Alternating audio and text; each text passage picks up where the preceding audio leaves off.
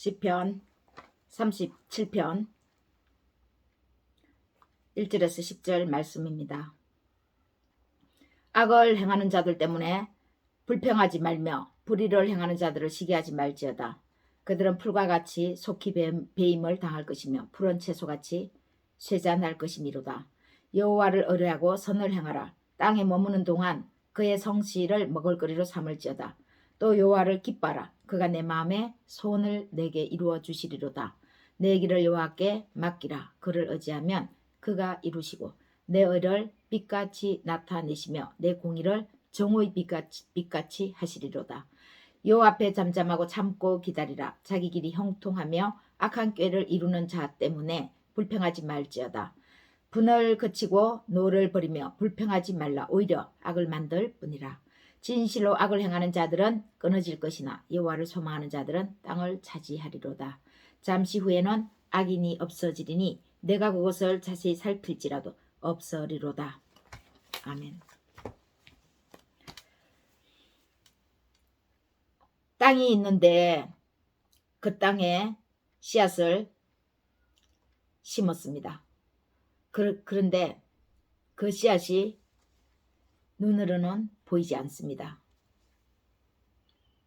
아무리 기다려도 씨앗이 나오는 것 같지가 않습니다. 하나님 나라가 이와 같습니다. 그런데 농사는 지을 땅이라도 눈에 보이지만 하나님 나라는 씨도 보이지 않습니다. 밭도 보이지 않습니다. 씨는 하나님의 말씀이요 밭은 사람의 마음이기 때문입니다. 그 말씀을 사람의 마음에 심는다고 그 말씀의 씨앗이 심기는 것이 보입니까? 어느 사람의 마음 안이 들여다 보입니까? 인생은 선택의 연속이고 그 연속이 실패의 연속을 거듭할 수도 있습니다. 모든 사람은 하루해가 밝으면 작든 크든 선택을 해야 합니다. 오늘 무엇을 할 것인가? 지금 당장 해야 할 일은 무엇인가? 또 조금 더 나중에 해야 할 일은 무엇인가? 인생의 크고 큰 문제에서 비롯해서 작은 문제에 이르기까지 우리는 눈을 뜨면 선택을 합니다. 우리는 기도했을 때에 그 기도에 우리의 생각대로 응답을 하시지 않은 하나님을 원망합니다. 교회도 떠나가고 심지어 마음으로부터 믿지 않겠다고 하나님을 떠나갑니다. 하나님을 만홀히 여기기 때문에 일어나는 현상입니다. 하나님을 왜 쉽게 떠나가겠습니까? 하나님을 쉽게 생각했기 때문입니다. 내 마음대로 응답받지 못했다고 불만을 토로하고 하나님을 원망한 것이죠. 만약 하나님을 정말 어렵게 생각하고 진실로 두려워하고 진실로 경외하면 하나님이 어떤 분이신가를 안다면 쉽게 원망하거나 불평하지 않을 것입니다. 기도한 것이 이루어지지 않았다고 우리가 한 기도에 응답해 주지 않았다고 하나님을 믿지 않겠다고 떠나가는 그것은 애초에 하나님을 믿지 않은 것이었습니다. 응답받지 못했기 때문에 원망하고 불만을 토하고 떠나가는 것이 아니라 처음부터 믿지 않은 것이었습니다. 하나님을 잘 몰랐습니다. 어떤 하나님인지를 모르는 것이었습니다. 하나님을 믿은 것이 아니라 하나님을 자신의 생각에 끼워 맞춰서 생각한 것입니다. 자신 안에 갇힌 하나님이죠. 결국 하나님을 믿었다고 생각했는데 속았습니다. 자기 자신에게 속았습니다. 자기 자신이 자신을 속이고 더 나아가서 하나님을 속인 것입니다. 자기 자신이 하나님을 믿은 것이 아니라 하나님을 자신의 생각 안으로 끌어들여서 자신 안에 갇힌 하나님으로 만든 것이죠. 세상을 창조하시고 주관하시는 그 하나님을 자기 안으로 끌어들여서 자기 안에 자기만의 하나님으로 만든 것이었습니다. 그분은 하나님이 아니었습니다. 하나님을 자신의 우상화시킨 유물이었습니다. 하나님은 물질이 아니십니다. 그래서 그 어떤 형상으로도 만들 수가 없는 것이죠. 그런데 자신 안으로 끌어들여서 자신만의 하나님으로 만든 자신의 우상화였습니다. 우리가 믿으면서 오류를 범하는 것, 착각할 수 있는 것은 하나님이 내 안에 갇힌 사실로 만드는 것입니다. 또 그렇게 만들었는데도 불구하고 그 사실조차 모른다거나 모르는 그 사실을 도무지 알려고 노력하지 않는다는 점입니다. 제일 크게 우리가 인생을 살면서 오류를 범하는 것 중에 오류입니다. 농부가 씨를 땅에 뿌릴 때 기름진 옥토밭에 뿌리는 건 당연합니다. 그런데 불모의 땅에 심을 사람은 거의 없습니다. 사람은 만약 누군가가 불모의 땅에 씨앗을 뿌리고 나무를 심는다면 그는 아마 특별한 사람일 겁니다. 하나님이 축복을 내리시는 비법이 바로 이 불모의 땅에 씨앗을 심는 것과 같습니다. 불모의 땅에 씨앗을 뿌리고 나무를 심는 특별한 사람에게 얼굴을 향하고 귀를 기울이시고 눈여겨보시며 그 사람의 일생을 이끄시는 이러한 방법으로 하나님은 하나님의 축복을 열어가십니다. 불모의 땅에 씨앗이 심기는 것조차도 힘들죠. 하나님은 하나님의 하늘의 축복을 사람에게 이러한 방법으로 이끌어 가신다는 점입니다. 불모의 땅에 나무를 심으면 자랄까요? 씨앗을 뿌리면 그 씨앗이 싹이 나겠습니까? 나더라도 또 잘 자라겠습니까? 사람들이 비웃습니다. 되지도 않을 땅에 저 불모지에 나무를 심다니 저렇게 보는 눈이 없을까 혀를 찹니다. 시간 낭비한다고 비웃고 고집 세다고 그럴 겁니다. 누구나 알아볼 수 있는 좋은 땅은 풍성한 열매를 거둡니다. 또 쉽게 거둡니다. 나무도 금방 자랍니다. 대부분의 사람들은 이러한 땅에 나무를 심고 씨앗을 뿌립니다. 뿌리기를 원하죠. 그러나 남들도 다 거두는 열매입니다. 이러한 좋은 땅이 내 눈에 보여서 내가 그러한 땅에 심는다면 다른 사람 또한 그 땅에 그 씨앗을 뿌리고 나무를 심는 것이죠. 소출이 많습니다. 모든 사람들이 심기 때문에 열매를 거둘 때 그 열매가 한꺼번에 쏟아져 나옵니다. 상품의 희소성은 없습니다. 가치가 떨어지죠. 그러면 가격은 폭락합니다. 폭락해버리는 그 열매들 어떻게 처분하겠습니까? 무대기로 한꺼번에 갖다 버리든지 싼 가격에 처분하든지 그렇게 할 수밖에 없습니다. 그러면 그 다음에 그 씨앗을 그 밭에 농부가 뿌리겠습니까? 다른 씨앗을 뿌리기를 원하죠.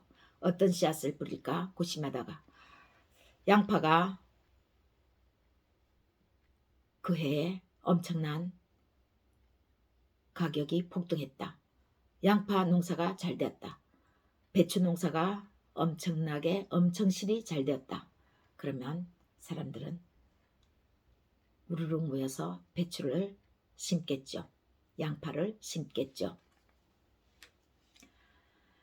그러한 씨앗의 선택은 그 다음에도 똑같은 일이 반복됩니다. 드물기 때문에 인정되는 희소의 가치가 없습니다. 불모의 땅에 나무를 심으면 10년이 걸릴 수도 20년이 30년이 걸릴 수도 있습니다.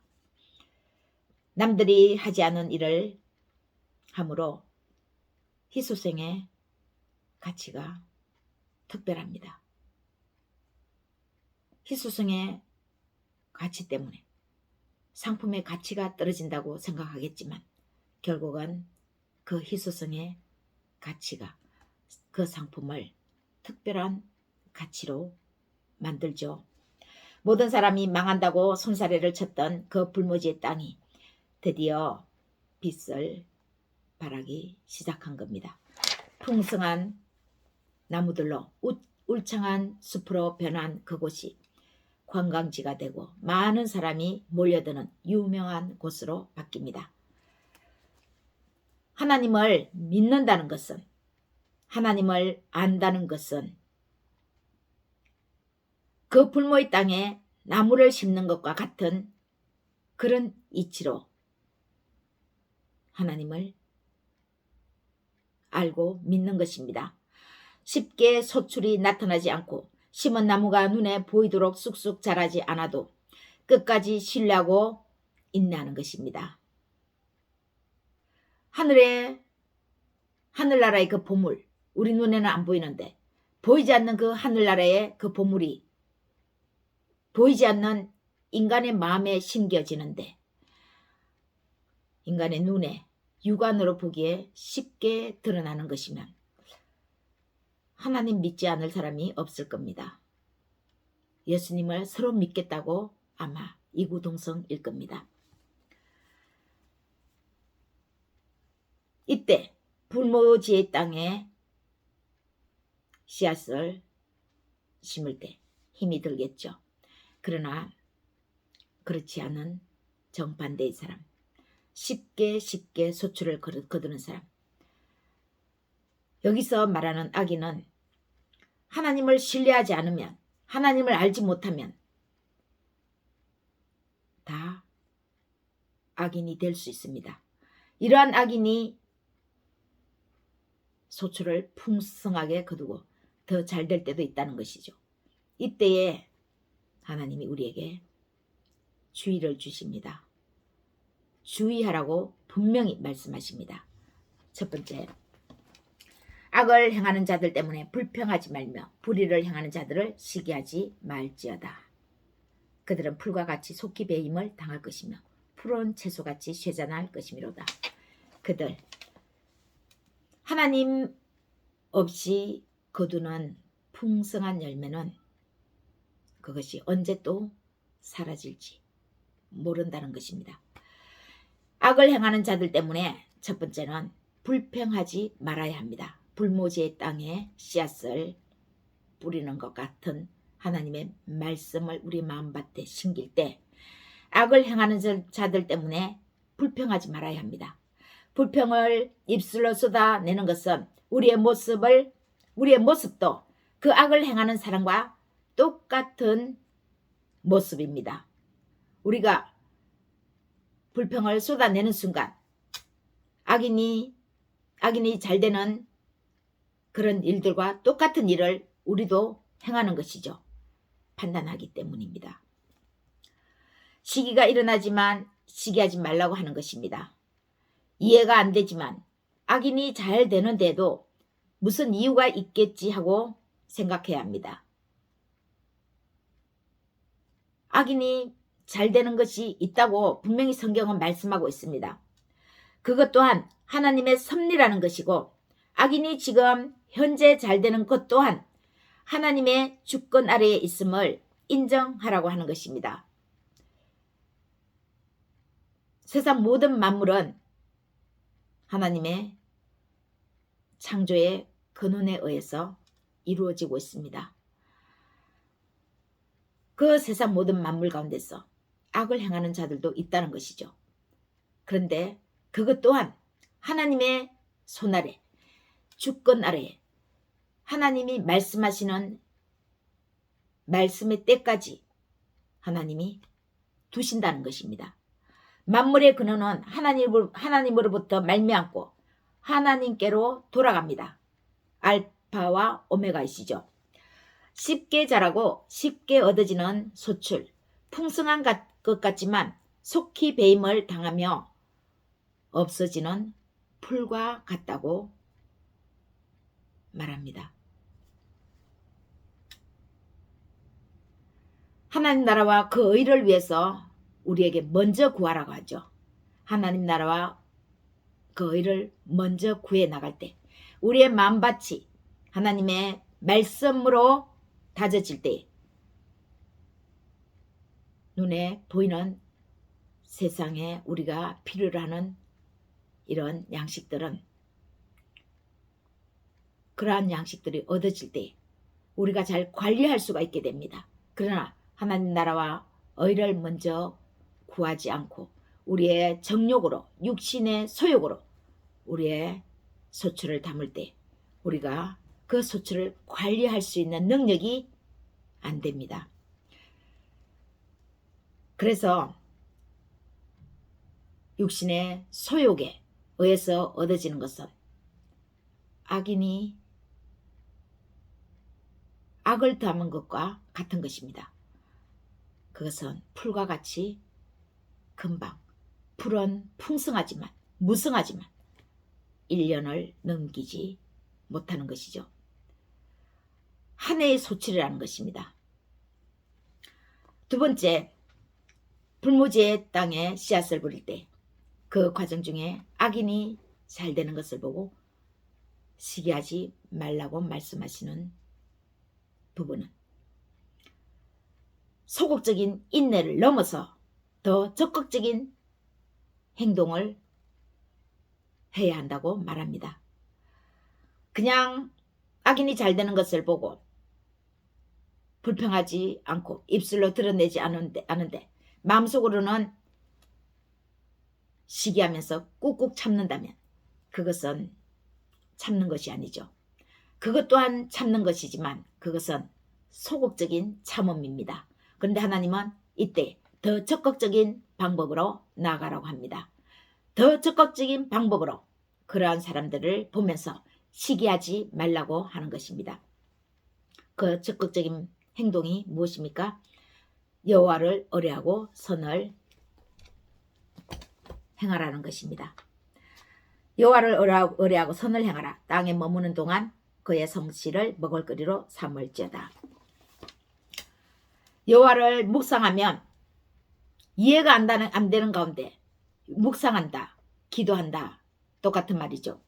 그런데 이렇게 다른 사람이 잘 되고 나는 지지리도 안 되는데 어떻게 여호와를 묵상할 수 있겠습니까? 묵상할 마음이 생깁니까?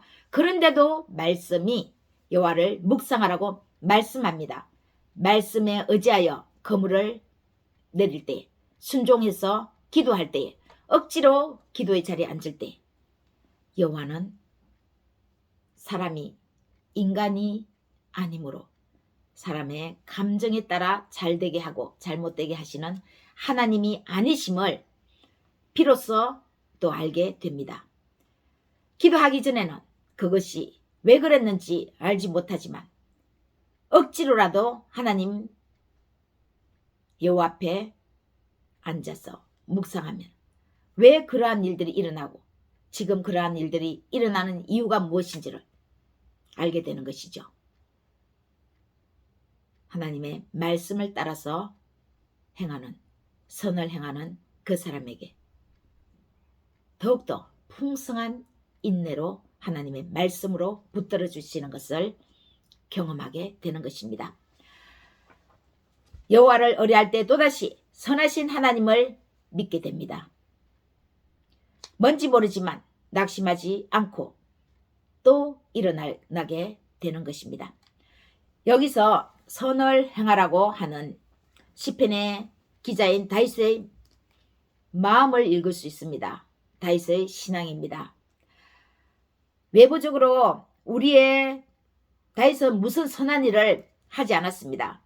다윗이 한 것은 사울 왕으로부터 쫓겨다닌다고 급급했는데 무슨 일을 할 수 있겠습니까? 이 산으로 저 산으로 굴속으로 동굴로 피해 다니는 것이 다윗의 일이었는데 그때 피해 다니면서 다윗이 무엇을 했겠습니까?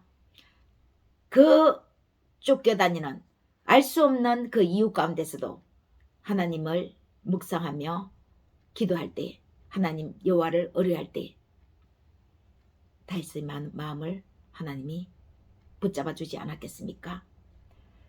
그러면 또다시 다윗은 자신의 생각을 하나님 앞에 맞춰가는 자신의 마음을 생각을 하나님께 맞춰가는 그런 역할을 했던 것입니다. 자신은 원수를 사랑할 수 없고 원수를 죽이고 싶지만 그 죽이고 싶은 그 원수마저도 사랑하라는 그 말씀에 자신의 생각을 마음을 맞춰가는 것이 바로 선을 행하는 것이었습니다.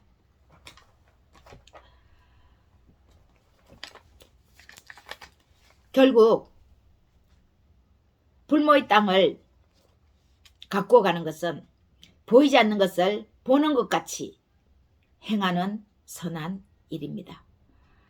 씨앗이 한 달이 가도 두 달이 가도 나오지 않고 씨앗이 나왔는데 1년이 지나도 2년이 지나도 나무가 쉽게 자라지 않는 그것을 볼 때 그 농부는 끊임없이 인내를 거듭하며 그 나무가 자라기를 기다릴 것입니다.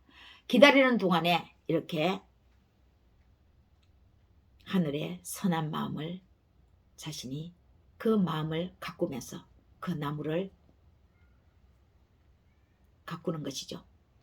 하나님의 마음을 받아서 나무를 바라보는 것입니다.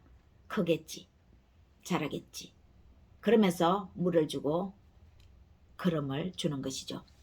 하나님의 성실을 먹거리로 삼으면서 선을 행하라는 것은 중요합니다만 매우 어렵습니다. 하나님의 성실이 무엇입니까? 하나님의 그 성실을 먹거리로 삼는다는 것은 무엇입니까? 하나님의 성실은 겨우겨우 일용할 양식을 뜻합니다. 우리가 신앙 고백에서도 말하는 것처럼 일용할 양식을 우리에게 주시옵고 바로 일용할 양식을 얻기 위해서는 매일매일 일을 해야 되고 매일매일 놀면 안 됩니다. 하루라도 놀면 그 일용할 양식을 얻지 못하는 것이죠. 그래서 하나님의 성실을 먹을거리로 삼는 것은 매일매일 쉬지 않고 성실 건면하게 일을 하는 것입니다. 성실과 건면은 성실과 건면 이 꼴은 풍성한 양식으로 꼭 성립하지 않습니다. 그렇게 그 등식이 성립하지 않는 것이죠. 하나님의 때가 되어서 하나님 나타내시면 성립이 이루어지는 것이 우리 눈으로도 보이지만 그 전에는 아무리 성실과 건면 하나님의 성실을 먹을거리로 삼아도 그 하나님의 성실 이 꼴은 풍성한 양식이다. 이렇게 등식으로 성립한다고 말할 수 없습니다. 하나님의 성실은 우리가 매일매일 피폐하지 않을 만큼만 주는 것이 그분의 성실입니다. 그래서 많은 분들이 하나님을 따르다가 하나씩 둘씩 떠나가는 것입니다. 좁은 문으로 들어가는 그 길은 분명 있습니다. 있지만 이 하나님의 성실, 그 성실하심에 그래서 아무나 또한 그 문으로, 좁은 문으로 들어가지 못합니다. 그리로 들어가는 사람이 웬만해서는 눈으로 볼 수 없습니다. 하나님의 성실하심에 그 눈으로 보는 자만이 또한 그런 사람을 만날 수 있습니다. 예수 그리스도와 함께 있는 사람, 예수 그리스도 안에서 참고 그분의 성실로 살아가는 사람들이 눈에 보일 겁니다. 보이는 것이죠. 세 번째에 악인이 잘 될 때에 우리는 또한 한 번 더 적극적인 방법을 하나님이 우리에게 말씀하시면서 참으라고 하십니다. 여호와를 기뻐하는 것입니다. 심지어 길을 아예 여호와께 맡기라고 합니다.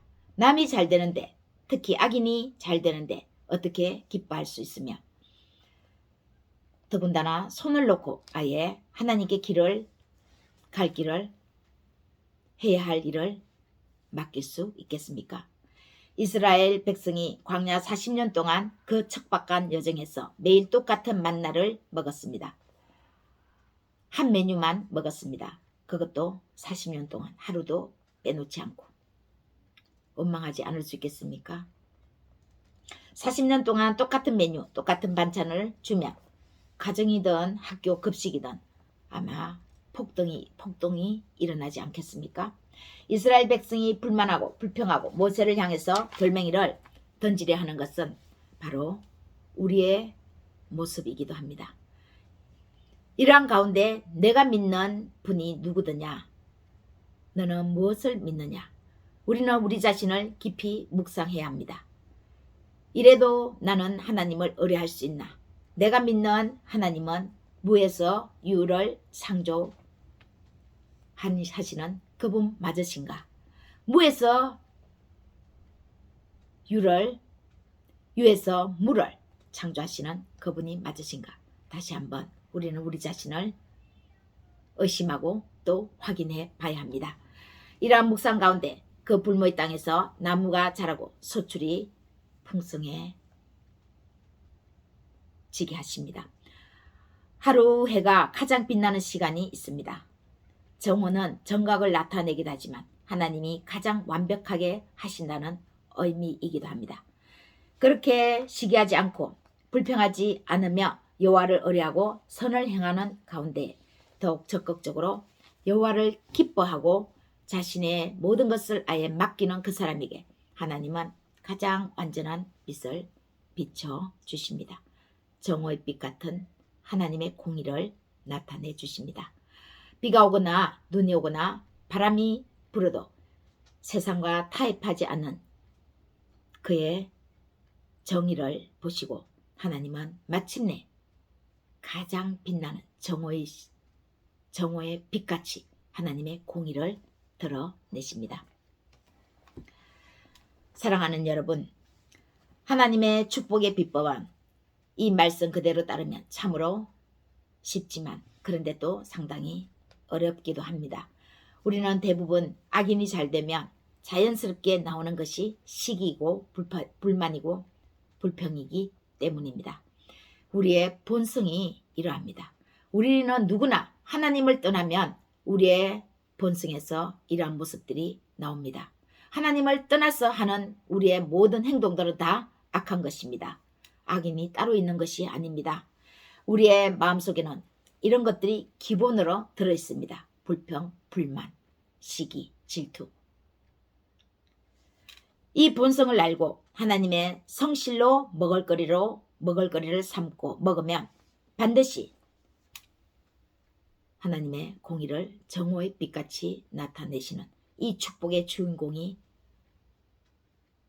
되실 겁니다. 하나님의 공의가 정오의 빛같이 임하시는 우리 모두가 되시기를 예수님의 이름으로 축복하며 소망합니다.